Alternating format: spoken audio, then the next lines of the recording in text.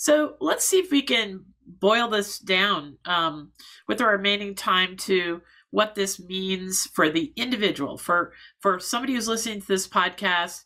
These are lofty ideas and probably feel like things that you can't control. You can't control whether your middle managers are creating the petri dish for good, new, diverse ideas to come up. But what can we control? Give us some practical tips. I love your zoom in, zoom out Uh, concept.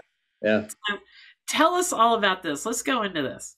Oh boy. I think it's an approach to strategy that I discovered by working with some of the most successful technology companies in Silicon Valley.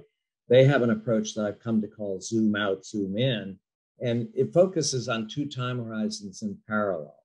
One time horizon, 10 to 20 years.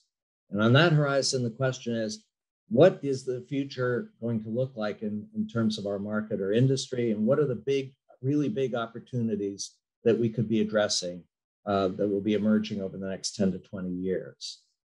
Then on the other side, that was the zoom out piece. The zoom in piece is 6 to 12 months. And on that horizon, the questions are, what are the 2 or 3 initiatives, no more, 2 or 3 that we could pursue in the next 6 to 12 months that would have the greatest impact in accelerating our movement towards that longer term opportunity? And there are many reasons why I think this is hugely valuable and effective. But I think part of it has to do with going back to fear and emotions.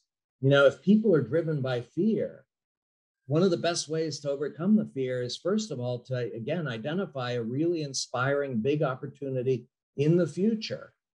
But the challenge is many people who have fear are going to dismiss that and say, well, that's a fantasy. That's never going to happen.